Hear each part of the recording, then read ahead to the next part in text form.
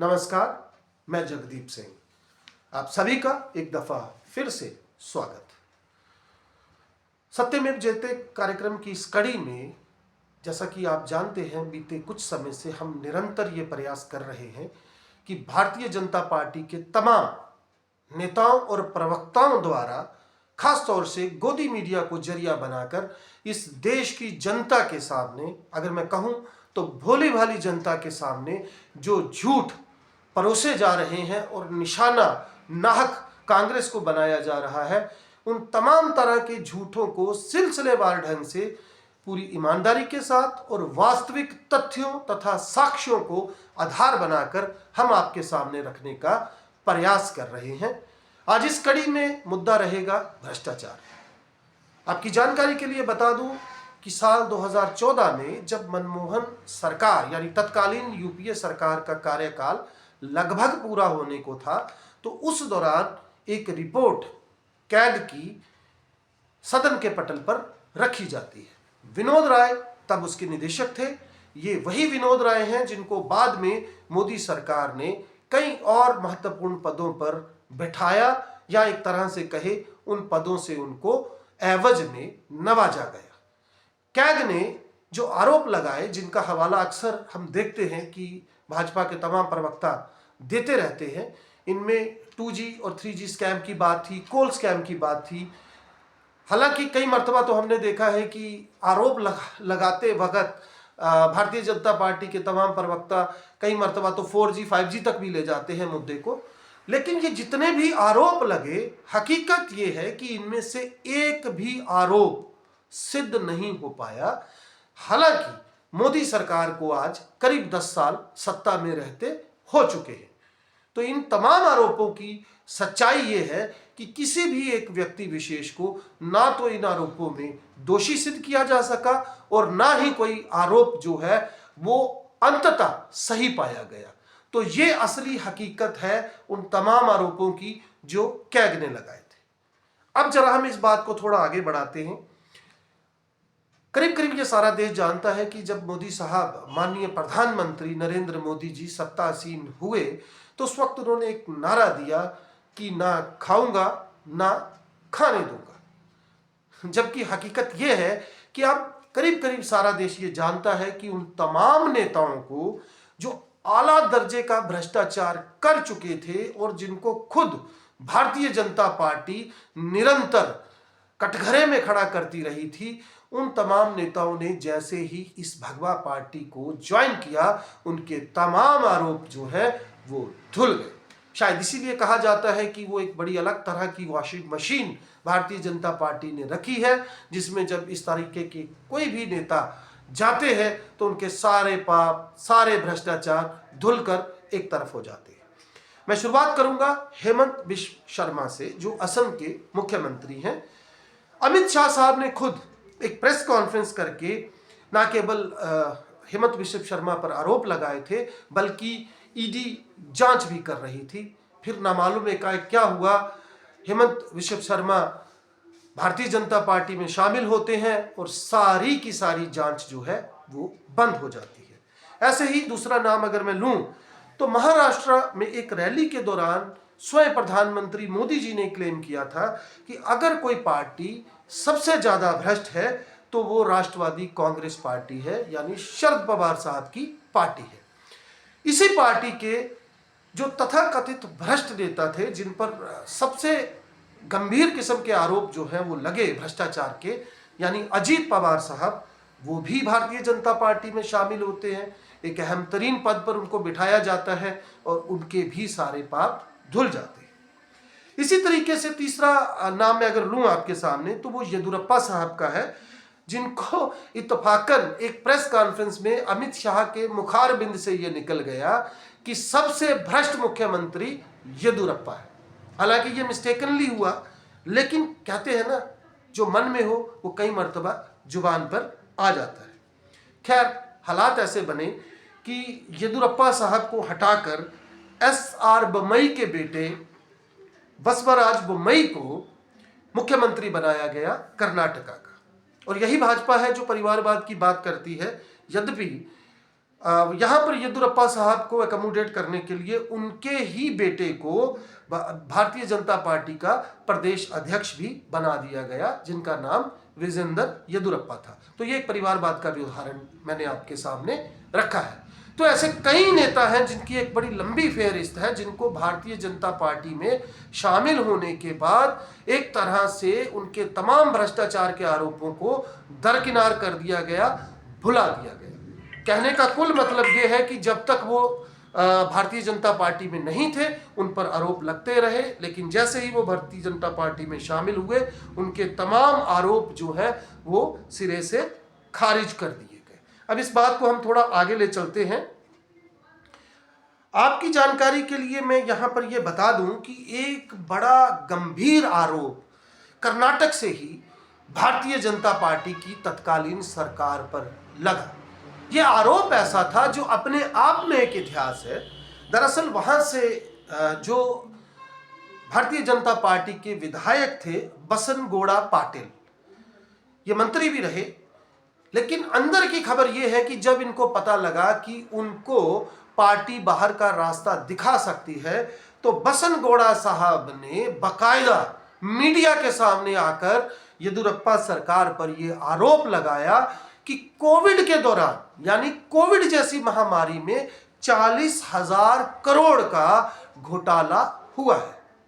अब आप अंदाजा लगाइए, ऐसा दौर जब ये पूरा देश महामारी से जूझ रहा था, ऐसे दौर में भारतीय जनता पार्टी का ही विधायक अपनी सरकार पर 40,000 करोड़ के गबन का आरोप लगाता है।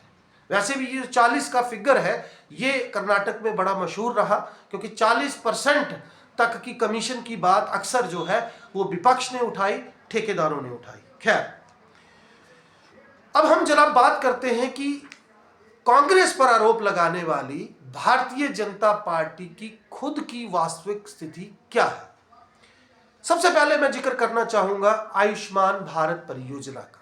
आपने सुना होगा, देखा भी होगा कि अक्सर आयुष्मान भारत जो योजना है, जिसको प्रधानमंत्री जन आरोग्य योजना के नाम से भी जाना जाता है, इसका खूब प्रचार जो है वो पूरे देश में किया जाता है।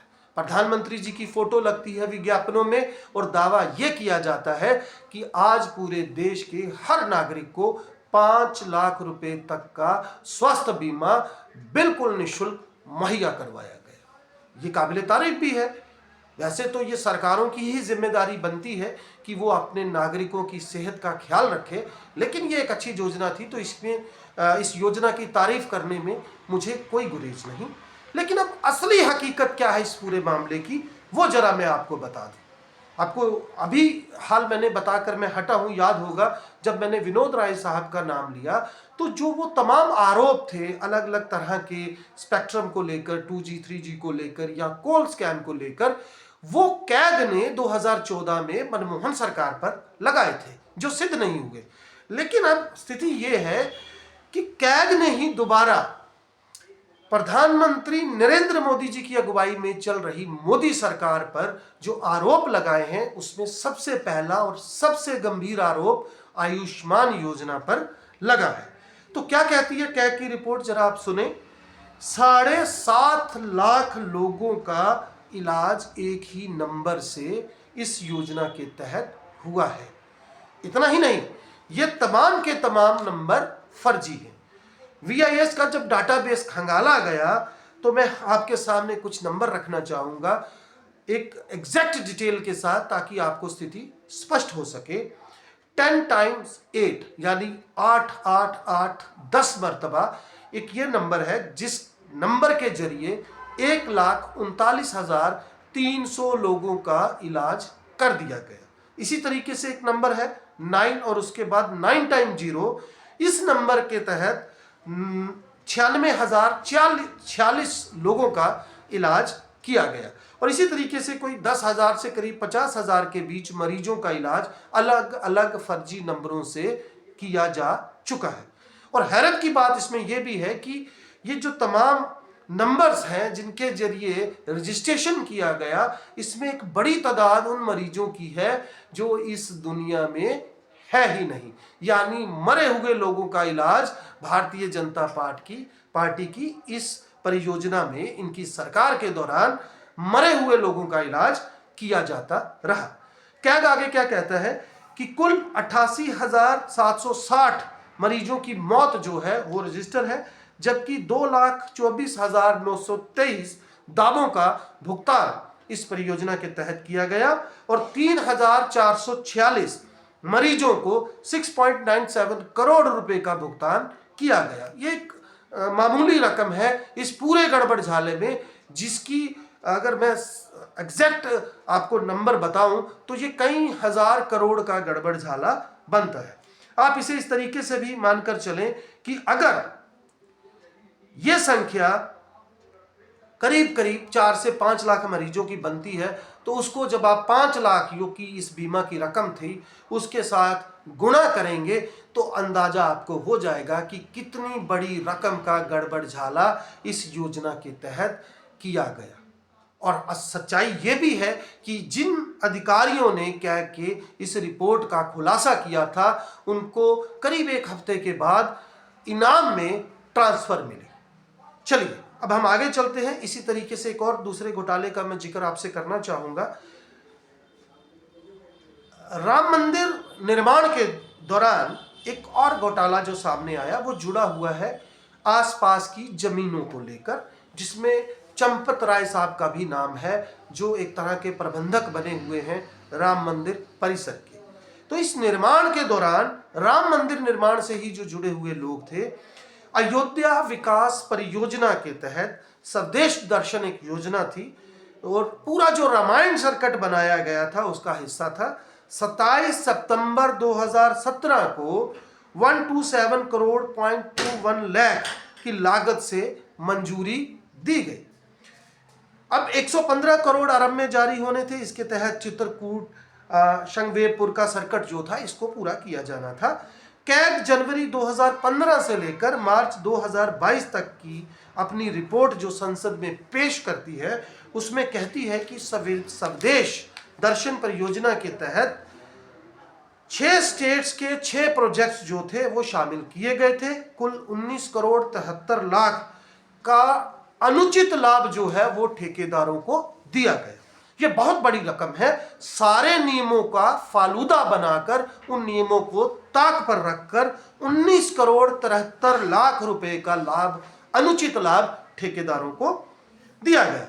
दरअसल उत्तर प्रदेश राजकीय निर्माण लिमिटेड को ठेके की 5% राशि जो है वो गारंटी के तौर पर ठेकेदारों से लेनी होती है और इस लिहाज से 3 करोड़ 11 लाख की रकम बननी चाहिए थी, यद्यपि विभाग ने 1 करोड़ 86 लाख ही जमा किए। बाकी की सारी रकम जो है वो गोल कर दी गई। खैर अब इसके आगे चलें जरा। कैग बताता है कि अयोध्या के गुप्तार घाट पर 14 हिस्सों में काम होना था, अलग अलग ठेकेदारों को, जिसमें राज्य के सिंचाई विभाग को ठेका आवंटन करने की जिम्मेदारी दी गई। तो जो बिड का आंकलन करना था वो सिंचाई विभाग ने किया ही नहीं और बिना बिड के कॉन्ट्रैक्टर्स को जो जीएसटी की रकम डिस्ट्रीब्यूट की गई वो 19,13,000 रुपए की है, जो नुकसान सरकारी खाते से हुआ। रजिस्ट्रेशन जिनका कैंसिल हो गया था, जिन ठेकेदारों का, उनको भी जीएसटी की रकम बांटी गई। ये क्या कह रहा है? मैं नहीं कह रहा या कांग्रेस का कोई व्यक्ति नहीं कह रहा, ये कैग की रिपोर्ट बता रही है जिसको मैंने आपके सामने रखा है। इसके अलावा अगर हम बात करें तो स्टेट गवर्नमेंट ने जिन 3 ठेकेदारों का रजिस्ट्रेशन कैंसिल किया था उनको भी जीएसटी का लाभ दिया गया। खैर अब अगर हम थोड़ा सा और आगे बढ़े तो एक और बड़ा स्कैम मोदी सरकार के कार्यकाल में हुआ जिसे पेंशन स्कैम कहा जा सकता है। मिनिस्ट्री ऑफ रूरल डेवलपमेंट राष्ट्रीय सामाजिक सहायता कार्यक्रम के तहत, जिसको हम नेशनल सोशल असिस्टेंट प्रोग्राम भी कहते हैं, प्रचार के लिए आवंटित जो धनराशि का प्रयोग था साल 2017-18 से लेकर साल 2020-21 तक, यानी 8 अगस्त को जो रिपोर्ट कैग पेश करता है उसमें एनएसएपी ने नॉर्मल जो पेंशन आम लोगों की लगती है, जिसमें ओल्ड एज पेंशन है, विडो पेंशन है, उसके तहत जनवरी 2017 को पूरे देश में होर्डिंग्स जो हैं वो लगाई ताकि इन तमाम परियोजना का प्रचार हो सके। यद्यपि 39.15 लाख यानी और 2.44 करोड़ ग्राम समृद्धि स्वच्छ भारत योजनाओं के तहत खर्च किया जाना था। जून सितंबर 2017 को डीएबीपी जो एक महकमा है जो विज्ञापन बांटता है उस पर एनएसएपी से खर्च किया गया, यानी जो राशि पेंशन के लिए रखी गई थी वो प्रचार पर लगा दी गई। और ऐसा क्यों हुआ, मैं फिर से बता दूं कि ये 2017 और 2018 का वो दौर था क्योंकि 2019 में चुनाव होने थे। तो एक तरह से पेंशन का पैसा, गरीबों की, विधवाओं की, दिव्यांगों की पेंशन का पैसा सरकारी प्रचार पर खर्च किया गया, ये कैग अपनी रिपोर्ट में बताता है। इसके अलावा कोल परियोजनाओं में कम पैसे पर ठेके देने का आरोप मोदी सरकार पर लगा। यद्यपि 2014 में मनमोहन सरकार के बाद जो ठेके दिए गए थे उससे भी कम पैसों पर वही ठेके दोबारा आवंटित किए गए। अब एक और मैं मामला आपको यहां बता दूंगा, समय का अभाव है। हरियाणा सरकार के फरीदाबाद नगर निगम में 183 करोड़ रुपए का भुगतान एक ही व्यक्ति मैं कह रहा हूं को कर दिया गया, यानी सारे ठेके कई किश्तों में सतबीर सिंह नाम के इस व्यक्ति को बिना कोई नियम का पालन किए, बिना कोई ई टेंडरिंग करवाए 588 वाउचरों के जरिए 183.83 करोड़ यानी करीब करीब 184 करोड़ रुपया एक सतबीर सिंह नाम के ठेकेदार को मुहैया करवा दिया गया बिना किसी तरह की टेंडरिंग करवाए। तो ये मैंने आपको कुछ उदाहरण दिए तमाम तरह के फैक्ट एंड फिगर्स के साथ मोदी सरकार के कार्यकाल में किस तरीके से ये तमाम गड़बड़ झाले हुए। आयुष्मान परियोजना की एक और बात मैं आपसे साझा करनी चाहूंगा। दरअसल आयुष्मान परियोजना के दौरान एक और बड़ी समस्या जो अब तक उभर कर सामने आई है, जो एक बहुत बड़ा खतरा भी है, इस देश के जनमानस की जिंदगी के साथ खिलवाड़ है। दरअसल हुआ ये कि कई ऐसे अस्पताल थे जिनके डॉक्टर्स ने ऐसे मरीजों के ऑपरेशंस कर दिए, महंगा इलाज कर दिया जिनकी उनको जरूरत नहीं थी।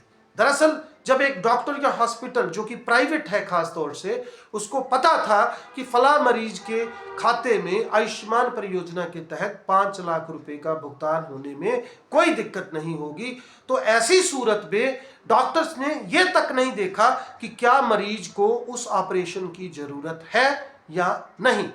और सबसे बड़ी विडंबना ये कि सरकार के पास शायद ही इस बात का कोई प्रॉपर ट्रैक रिकॉर्ड है कि मसलन एक साल में 10,000 लोगों के सीरियस ऑपरेशन होते हैं, तो आउट ऑफ 10,000 सर्वाइवल रेट क्या है, यानी कितने लोग जो हैं वो वापस नॉर्मल जिंदगी में आ गए और कितने ऐसे हैं जिन्होंने ऑपरेशन टेबल पर ही दम तोड़ दिया। तो ये तमाम तरह की बातें हैं जो मैंने विस्तार पूर्वक ढंग से आपके सामने रखी। एक तरफ कांग्रेस पर ये आरोप लगाए जाते हैं जो कि कैग की रिपोर्ट पर आधारित थे और उस शख्स द्वारा ये रिपोर्ट उसकी अगुवाई में पेश की गई जिसे बाद में मोदी सरकार ने अलग अलग पदों पर बिठाया। और अब जबकि मोदी सरकार के खुद के कार्यकाल में उसी कैग के द्वारा कई ऐसे मामलों गड़बड़ झालों का पर्दाफाश हुआ। इसमें अभी भारतमाला का जिक्र मैंने नहीं किया, जिसमें 1 रुपया उदाहरण के तौर पर अगर एक सड़क पर लगना था तो उस 1 रुपये को 14 रुपए तक ले जाया गया। तो ये तमाम तरह के गड़बड़ झाले हैं जिनका कोई जवाब प्रत्युत्तर में मोदी सरकार के किसी नेता या प्रवक्ता की तरफ से नहीं आया। तो ये वो वास्तविक सच्चाई है जिसका आज हमने आपके सामने पूरी ईमानदारी से आकलन किया। तमाम तरह के तथ्य और साक्ष्यों को आपके समक्ष रखकर यह बताया कि असली हकीकत या वास्तविकता क्या है। तो आज के लिए बस इतना ही। एक दफा फिर आपसे पुनः भेंट होगी ऐसे ही किसी और तथाकथित झूठ को लेकर। तब तक के लिए मुझे इजाजत दीजिए। नमस्कार, खुदा हाफिज। ओ मेरी सरकार।